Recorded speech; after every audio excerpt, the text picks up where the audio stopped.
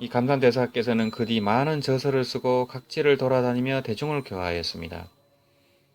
74세가 되자 정월에 오유봉에서 목서감을 짓고 함경, 법화경, 능엄경, 금강경, 기신론, 유식 등의 경론을 가르쳤습니다. 그래서 이렇게 강의를 하시면서 또 주석서를 또 내시고 이런 대승의 가장 중요한 경전들의 주석서를 이렇게 남기셨는데요. 이 주석서를 보시면은 굉장히 간명하면서도 깊이가 있고 또 성가 유식, 기타 불교 교리를 핵심을 가지고 말씀을 하시기 때문에 명쾌하면서도 또 깊이가 있고 또 그걸로 깨달아 들어가게 하는 그런 아주 깊이 있는 주석서를 많이 남기셨습니다. 그래서 이제 송찬호 교수님 같은 경우는 이 감산대사님의 주석서를 보고 조론을 비로소 번역을 하게 됩니다. 그 전에 도저히 막혀서 못했는데 감산대사님의 주석서를 보고서 3번 정도 큰 깨달음을 얻었다고 합니다. 3번 정도 막혔던 곳을 뚫으면서 조론을 비로소 번역하게 됐고 그 뒤부터 감산대사님 주석서로 이제 금강경도 이제 새롭게 번역하셨고 기신론이라든지 그것도 감산대사님 주석을 가지고 송찬호 교수님이 번역하셨습니다. 물론 각성 큰 스님께서도 이 감산대사님 주석서로 강의를 많이 하셨고 또 그런 번역서도 많이 내셨습니다. 이 각성 큰 스님, 감산대사님이 각성 큰 스님과 송찬호 교수님이 감산대사님 이 법문을 많이 소개를 하셨습니다. 이 74세 되던 8월 보름에는 폐간하고 폐간이라는 것은 무문관을 말합니다. 이 문을 자물쇠로 걸어 잠그고 수행하는 것을 무문관 수행 또는 폐간 수행이라고 합니다. 8월 보름에는 폐간을 하고 해원대사님의 법을 본받아 해원대사님은 정토정 초조 해원대사님입니다. 정토정 초조 해원대사님의 법을 본받아 마음을 오로지 하여 정업을 닦았습니다. 이 정업이란 것은 연불수행을 말합니다. 나무아미타불 연불수행을 74세 되자 이제 하신 겁니다. 1622년 소양태수 장공의 청에 의해서 감산대사가 조계 남하세에 들어간 이듬해인 청계 3년, 이때가 1623년입니다. 1623년 10월 병에 걸렸습니다. 감산대사님은 11일 목욕 재개하고 불전에 분향한 후 대중에게 유언을 남겼습니다. 이때가 78세입니다. 74세에 폐간 정진을 하고 연불로 이 왕생극락을 발언하신 것 같습니다. 그러고 나서 78세에 이제 임종에 유언을 남기신 겁니다. 생사의 문제가 크고 죽음이 금방 닥쳐온다는 것을 생각해야 한다. 간절하고 실답게 연부를 해라. 이런 유언을 남겼습니다.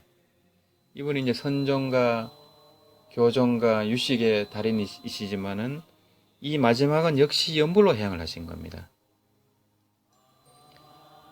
이제 이날 신시 오후 3시부터 5시를 말합니다. 이날 신시에 단정히 앉아 입적하시니 세랍이 78세였습니다. 21년이 지난 뒤에도 살아계신 듯 손과 발톱과 모발이 길게 자라 있었고 살색은 썩지 않고 선홍색일 정도로 육신이 그대로인지라 남아사 조전에 육조 대사님의 육시상 옆에 나란히 안치하였습니다. 이 남아사 조사전에 가면 지금도 이 등신불, 육신보살로 앉아 계십니다. 유리관 안에 이렇게 모셔져 있는데 이제 우리가 보기에는 굉장히 왜소합니다. 왜냐하면 이제 이렇게 돌아가시면 몸이 왜소해지기 때문에 또 앉아 계시기 때문에 굉장히 왜소하게 보입니다. 그렇지만 이제 이 감산대사님 등신불 사진을 이렇게 옆에서 보면은 웃는 모습입니다. 고통스러운 모습이 아니고 미소 짓는 모습입니다. 이 등신불이 참 묘한 겁니다. 왜냐하면 이제 다른 육신보살님 등신물들은 이렇게 감산대사님처럼 미소 짓는 모습은 그렇게 많지는 않습니다. 그렇다 고통스러운 모습도 아니지만은 이렇게 미소 짓는 모습은 아닙니다. 근데 감산대사님 측면 사진은 이렇게 미소를 짓고 계십니다. 지금도요. 꼭 남아사에 가시면 꼭 육조대사님, 감산대사님 친견하시길 바랍니다. 오묘하게 밝은 참마음, 이것을 묘명진심이라 합니다.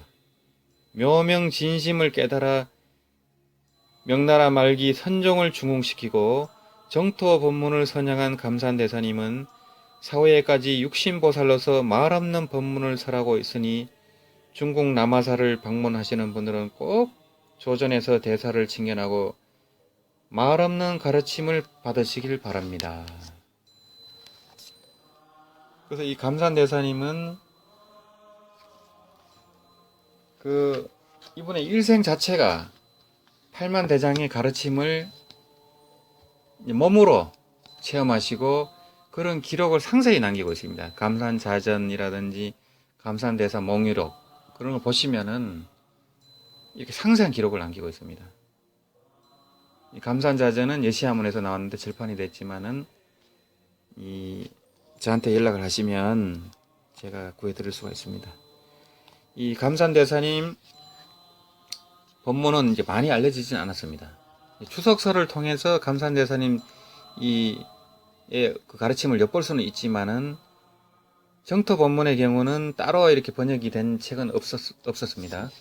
요번에 이제 연불하는 이먹고 비운과 소통에서 나온 덕산스님이 편저하신 연불하는 이먹고 부제는 아미타불 연불선의 깨달음과 정토 법문 이런 부제가 달렸는데요. 연불하는 이먹고 여기 제1부의 감산대사님 정토 법문을 이제 게재를 했습니다. 요 제목을 하나하나 이제 소개를 해드리면요. 감산대사님 정토 법문의 서문은 연불로 생사의 뿌리를 1년마다 잘라나가라. 그리고 첫 번째 파트는 선가정토, 두 번째는 부처님 명호 아미타불을 외워서 생사의 윤회를 벗어난다. 그리고 세 번째는 꿈속에서도 연불을 놓지 않고 일심으로 외우라. 일양전념하라는 겁니다. 일심칙명하라는 겁니다. 그리고 네 번째는 누가 연불하는가 하고 스스로 물어라. 연불자 시수하두입니다. 요거는 참선하는 분들한테 해당되는 말씀이고요.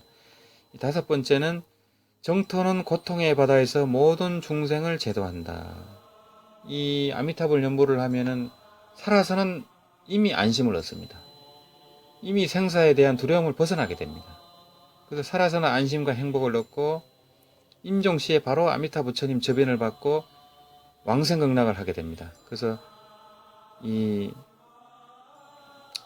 육신을 벗고 신식이 다른 몸을 받지 않고 그대로 왕생을 하기 때문에 당생성불이라고 합니다. 이 다음 생을 받지 않고 일생성불이라고도 합니다. 그래서 다음 몸을 받지 않습니다. 바로 육신만 벗어놓고 신식, 영혼이라고도 하죠. 그 영혼만 이 물질세계가 아닌 극락세계로 가게 됩니다. 극락세계는 물질세계가 아닙니다. 우리 눈에는 안 보입니다. 의생신, 이제 아스트랄체라고도 하죠. 그런 세계입니다. 보이지 않지만 존재하는 세계입니다. 거기서 성불 공부를 하게 됩니다. 마지막 여섯째는 아미타불 염하는 이는 자성을 보려고 할 필요가 없다. 왜 그러냐 하면은 이 자성을 보는 이제 명심견성의 수행법은 자력수행이라고 합니다. 성도문이라고 하고요. 이 정토 법문은 이행도입니다. 그리고 불력수행이라고 합니다. 아미타 부처님의 본원력에 의지하는 수행을 불력수행이라고 합니다. 불력수행이지만 또 자력수행과 둘이 아닙니다. 아미타 부처님의 법신과 우리 자성이 둘이 아니기 때문에 불력수행을 100% 타력이라고 이래 보시면 안 됩니다. 둘이 아닌 가운데 아미타 부처님 본원에 의지하는 수행입니다. 그래서 이 행도 정토문에서는 자력수행이 아니기 때문에 명심견성을 굳이 강조하지 않습니다. 왜 그러냐면 극락에 가면 누구나 다 성불하기 때문입니다. 그리고 극락에 가는 순간 육도윤회를 바로 벗어납니다. 근데 명심견성을 한다고 해서 육도윤회를 벗어난다는 보장은 없습니다. 그 깨달음이 진짜로 깊어가지고 탐진치가 다 녹아야만 육도윤회를 벗어날 수가 있습니다. 그래서 견성한다고 해서 윤회를 벗어난다는 보장이 없습니다. 실제로 큰 스님들의 그 임종을 보면 그런 경우가 많습니다. 대부분 병원에서 돌아가십니다. 그래서 자탈 임망을 하는 분들은 아주 드뭅니다. 드물고 대부분은 고통스럽게 돌아가십니다. 그런데 이 연보라는 분들은, 연보라는 큰 스님들은 말할 것도 없습니다. 다 이렇게 앉아서 연보를 하면서 아미타불 접인을 받고 연보를 하면서 앉아서 가십니다. 그리고 향내가 나가고 방광을 하고 이런 거는 굉장히 많습니다. 그리고 일반 연보라는 제가 신도님들조차 다 앉아서 가십니다. 가는 날짜를 미리 알고 갑니다.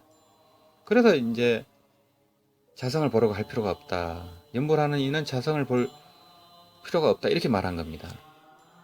물론 보면 더 좋겠죠. 그런데 굳이 거기에 집착할 필요 없이 아미타불 하는 순간이 바로 염려벌입니다. 아미타불 하는 그 순간이 바로 깨달음입니다.